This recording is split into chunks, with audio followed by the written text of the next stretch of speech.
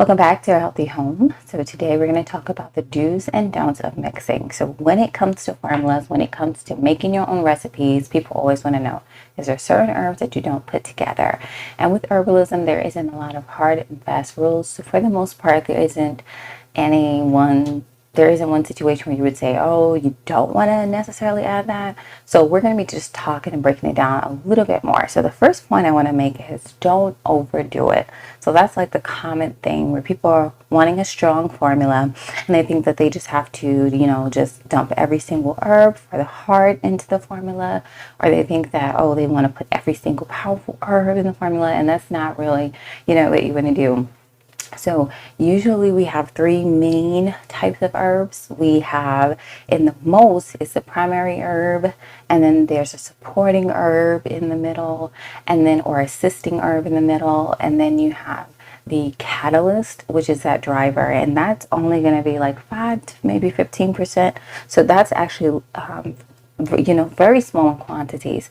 So first, you want to know what type of herb you're even dealing with, because there are some low dose herbs. And so I don't think there would ever be a time where people just start putting low dose herbs in and that's the whole formula. But if so, that's the definite no-no. That's what you don't want to do. You want to know how safe the herb is, and then you want to also know how much of it is supposed to go in a formula. So there are certain herbs that are usually in one spot that will usually be the primary or usually be that driver. But there's times when they might be even more called for, so they might be in larger quantities. But you want to make sure those low dose herbs, that you always have those that are low dose and not even just in that formula. You want to make sure that the amount that you're taking, one isn't, over, it's the recommended amount, for the day, for the week, etc. And you don't want to, even those low dose herbs, you don't want to be using them all the time every day either. So that's pretty much the first thing you want to make sure you don't overdo it by having too large quantities or trying to put too many herbs into a formula. Now, there isn't really a number that's saying cap it off here. When I tend to just make like beverage blends or whatever, I usually have maybe like 5 herbs or etc. is when I make my teas or whatever. But if I'm making it for a person and they have lots of needs, then that's where I've found I've done more in a formula. And especially when they're having a loose tea, I want it to also look good and all of that. So I do put some extra elements for that. So there isn't a certain number, but if it is just for one thing, I don't see the need to add 8 herbs or so in that case. All right. The next thing I want to talk about is possible herb and drug interaction. So it's not necessarily herb to herb, but more herb to drug interactions. And the reason why is whenever you're doing, basically you have to come in with the intention first. You have to know what the reason is for the formula and just let that be your guide.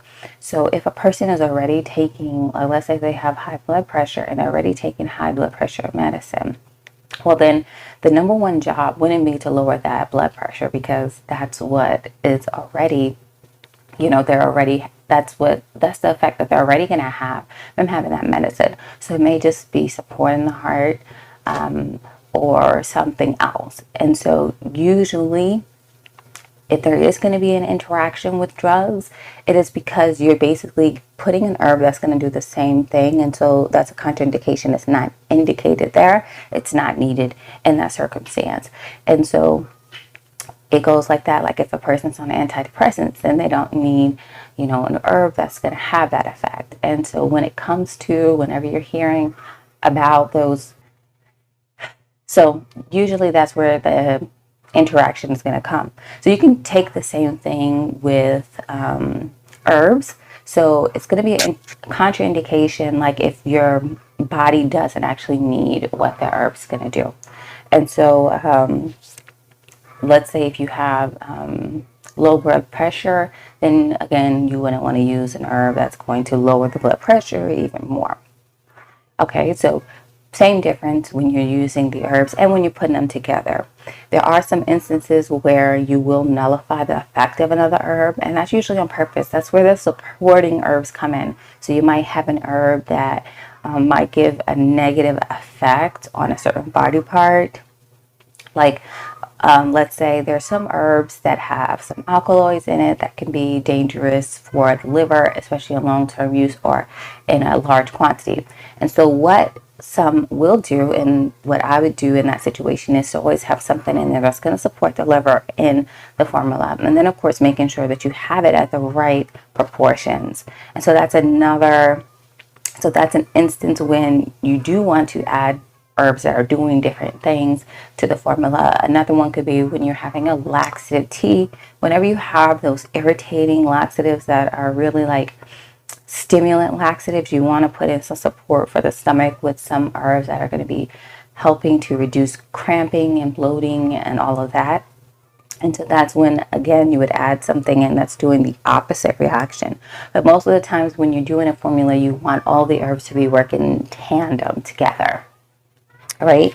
And then the third one I want to talk about, which I did already kind of, the last point that I want to make, and I did kind of hit on it, is just knowing the safety of each of the herbs that you have. And so, one, you're not going to be using a low dose herb in a high dosage, even if it is indicated. You're not going to want to use that necessarily as a primary herb. And I guess there are some instances where that can happen, but for the most part, that's not something what you want to do. And then you never want to use it more than what the recommendation is for the herb. And so where do you find information like this, teaching you a little bit more? So there are some books that I'll link below that do mention the amount that you should have suggested by day or by week. And then also, I do teach all of these things. So if you're interested, you can go to herhealthyhome.co. And not only do I have different courses and classes, which my classes are going to end at the end of this month, which is May. But I also do have some little downloads that you can get, and it kind of gives you more information. I do have something on herb and drug interactions, so it's videos and notes and stuff that you can get as well. So I hope this video was helpful for you. Make sure you go ahead and like the video, and if you are here to the end, as always, I thank you so much for being here, and I'll see you in the next one. Bye.